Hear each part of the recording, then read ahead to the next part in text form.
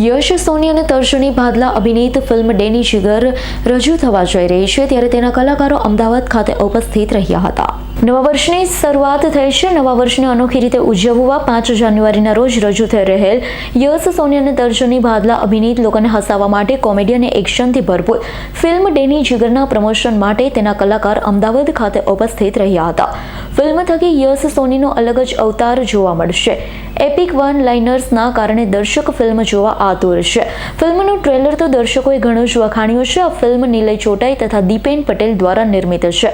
અભિનેતા યશ સોની અને ડાયરેક્ટર કૃષ્ણદેવ યાજ્ઞિકની આ એક સાથેની 5મી ફિલ્મ છે. Thank you so much. બાકી આજે કાંડ પણ તમે જોયું છે ટ્રેલરમાં, આવું ફૂલ ટુ મેડનેસ વાળી એક ગુજરાતી ભાષાની ફિલ્મ છે અને આઈ ડોન્ટ થિંક કે આવી મેડનેસ અને આટલી ક્રેઝી ફિલ્મ આપણે બીજી કોઈ ભાષામાં પણ જોઈ છે. એટલીસ્ટ મેં નથી જોઈ, પણ હા, એટલે એક અલગ પ્રકારનો એક્સપેરિમેન્ટ છે. આઈ ફીલ જેમ વોશ એ એક્સ્ટ્રીમ સિરિયસ પ્રકારનો જે એક એક્સપેરિમેન્ટ જ કહેવાય આપણી ગુજરાતી ફિલ્મ માટે, કારણ કે બહુ જ અલગ પ્રકારનો સબ્જેક્ટ અને અલગ પ્રકારનો જોનરા હતો. એ પ્રમાણે આ પણ એક એવો જ એક્સપેરિમેન્ટ છે, એક્સ્ટ્રીમ લેવલનો, ખાલી હ્યુમરસ, ઉલટું પેટ પકડીને હસાવા વાળો. જાન્યુઆરી 2024ના રોજ ન્યૂ યરની ફર્સ્ટ ફિલ્મ છે, એનો ગર્વ અલગ છે, પણ એની સાથે સાથે આ જે પ્રકારનું કેરેક્ટર છે, આ જે પ્રકારની ફિલ્મ છે, એક અલગ જ યુનિવર્સ છે. મગજ બાજુમાં મૂકીને જોવાવાળી પિક્ચર છે. બેઝિકલી કહું તો ફૂલ રિલેક્સ કરી દેશે, તમને ફૂલ હસાવશે.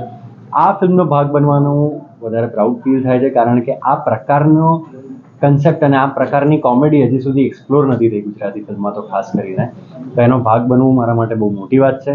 5મી જાન્યુઆરી આપણે બધા મળીએ થિયેટર્સમાં. ગુજરાતી ફિલ્મોમાં પોલીસ તરીકે કેરેક્ટર અને પોલીસ તરીકેની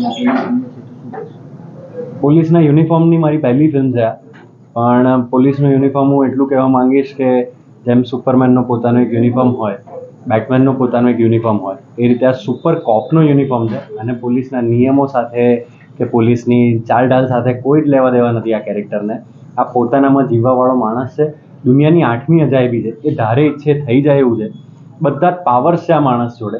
અને હવે આ માણસ આટલો ફની, આટલો એનર્જેટિક અને આટલો પાવરફુલ માણસ જ્યારે આ 600 વર્ષ મૂર્તિ ચોરાવાનો કેસ સોલ્વ કઈ રીતે કરશે?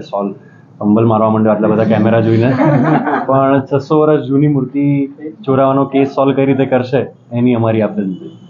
કેડી સર જોડેની આપણી કેમિસ્ટ્રી બહુ જૂની છે, કારણ કે કેડી સર ક્યાંક ને ક્યાંક દરેક કલાકારને એક મેકર્સનો એક હુક સ્ટેપ હોય છે. બોલિવૂડમાં જોઈએ રોહિત શેટ્ટી, અજય દેવગન, તો ક્યાંક એમાં આપણે ગાડીઓ ઉછળતી જોઈએ. ગાડીઓ એમ કેડી સરને યશ સોનીના મૂવીમાં પણ ક્યાંક રાડો જોયું, અત્યારે આ ડેની જીગર જોયું, એમાં પણ આપણે ક્યાંક ને ક્યાંક ગુજરાતી ઓડિયન્સ બી રેડી, બી પ્રિપેર થઈ રહી છે કે યશ સોની કેડી સર જોડે હશે તો ગાડીઓનું પણ કંઈક આવા સીન જોવા મળશે. ને શું એટલે કયો રીતનો એક્સપિરિયન્સ એમની જોડે હોય છે એ વસ્તુ.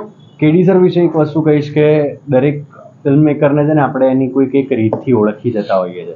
જેમ કે બંસાલી સાહેબની ફિલ્મ આવવાની હોય ત્યારે આપણને ખબર પડી જાય જોતાની સાથે જ કે આ બંસાલી સાહેબની ફિલ્મ છે, કે same goes for Rohit Shetty sir. પણ કેડી સર સાથે કામ કરવાનું સૌથી લકી વસ્તુ એ છે કે હંમેશા એમની કોઈ પણ ફિલ્મ જુઓ, આજે તમે નાડીદોષ જુઓ અને વશ જુઓ, કે ડેની જીગરનું ટ્રેલર જુઓ અને રાડોનું ટ્રેલર જુઓ, તમને એવું ફીલ નહીં થાય કે આ એક જ માણસે બનાવેલી આ બધી ફિલ્મો છે. તો એ બહુ જ એમની એક વર્સેટાઇલ ડિરેક્ટર છે. એમ ડિરેક્ટર તરીકે બધા જ સબ્જેક્ટ્સ, બધા જ જોનરા એક્સપ્લોર કરવા માંગે છે અને બહુ જ સારી રીતે એક્સપ્લોર કરી રહ્યા છે, કારણ કે આપણને રિઝલ્ટ ખબર છે. આજે ગુજરાતી ફિલ્મોમાં સૌથી મોટી ફિલ્મ એમના નામે લખાયેલી છે, એમના ભાગે લખાયેલી છે.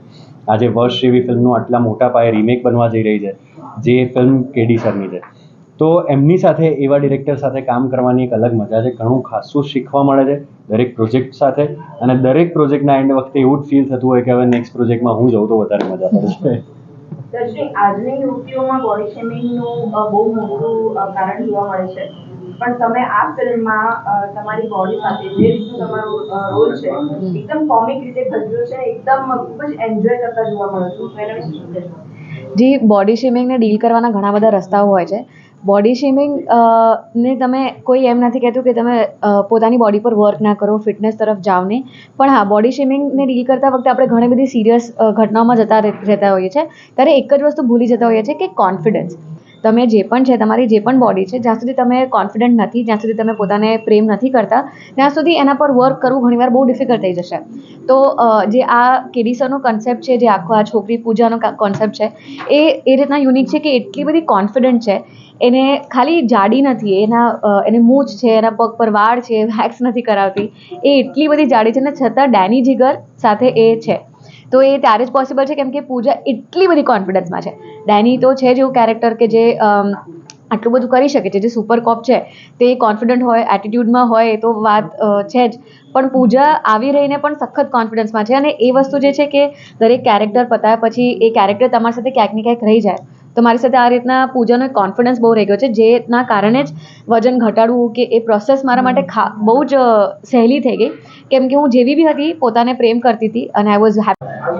અમે આ મૂવી એક કોમેડી મૂવી છે, એન્ટરટેનિંગ છે અને એકદમ સ્ટ્રેસ ફ્રી થવા માટે અને પબ્લિકને ગમે એવી છે. નાના 4 વર્ષના બાળકથી લઈને 70 વર્ષ સુધીના એમને પણ દરેકને એન્ટરટેન કરે એવી આ મૂવી છે કે જેની અંદર તમને હસાવશે. આજની તારીખમાં એક કોમેડી મૂવી બનાવી અને પબ્લિકને હસાવી એક અઘરો સબ્જેક્ટ છે, કારણ કે એકની એક રિપીટેટિવ કોમેડીઝ આપણે જોતા હોઈએ છીએ કે અલગ સબ્જેક્ટવાળી અલગ કોમેડીઝ તમને જોવા મળશે. એકદમ એન્ટરટેનિંગ મૂવી છે, એટલે મજા આવશે. યશભાઈ સાથેની આ તમારી 5મી મૂવી, હા, કેવો એક્સપિરિયન્સ છે યશભાઈ સાથેનો એ થોડો શેર કરો. યશ એકદમ ટેલેન્ટેડ છે, એ તો આપણી ગુજરાતી ઓડિયન્સને એકદમ અત્યાર સુધી એમને પ્રૂવ કરેલું જ છે. અને અલગ અલગ કોઈ પણ મૂવીઝમાં એમનું કેરેક્ટર જે રીતે બહાર આવી રહ્યું છે એ સરસ, એમની મહેનત અને અત્યારનો એક્સપિરિયન્સ પણ. અને આ મૂવીમાં એમણે એટલી મહેનત કરેલી છે કે જે તમને સ્ક્રીન ઉપર જોવા મળશે. આ કેરેક્ટર પ્રમાણે અમારી શું સંદેશો આપે છે, શું એને સ્ટોરી પ્રમાણે શું કહેવા માંગે છે કે આ પાત્રને કેવી રીતે જોવું? આ પાત્રને એક લાઈક એવેન્જર્સ છે. તમે ધારો કે થોર જોતા હો કે કેપ્ટન અમેરિકા જોતા હો, તો એ રીતે આ કોપના સ્વરૂપમાં એક ટાઈપનું એવું કેરેક્ટર છે કે જે સુપર કોપ, જે આપણે શક્તિમાનને પસંદ કરતા હતા અત્યાર સુધી, તો એ રીતે આ એક ટાઈપનું કોપના સ્વરૂપમાં શક્તિમાન તરીકે તમે એને જોઈ શકશો. અને કેડી સર સાથે અમારી આના પછી અમારી Trisha on the rocks Janki જોડે આવે છે. વશ અમે પ્રોડ્યુસ કરી હતી, વશ મૂવી, અને એ પણ પબ્લિકે, ગુજરાતી ઓડિયન્સે બહુ સારો એને આપ્યું હતું. એની રિમેક પણ અત્યારે બને છે. પછી અમે ત્રિષા ઓન ધ રોક્સ જૂનમાં લઈને આવી રહ્યા છીએ. તો એક કેડી સર સાથેનું અમારું ટ્યુનિંગ બહુ સરસ છે અને એમની સાથે અમે આગળ ઘણા બધા પ્રોજેક્ટ્સ માટે we are looking forward to that. Okay, thank you. Sanjeev Rajput સાથે જીગર શાહનો રિપોર્ટ, S9 ન્યૂઝ, અમદાવાદ.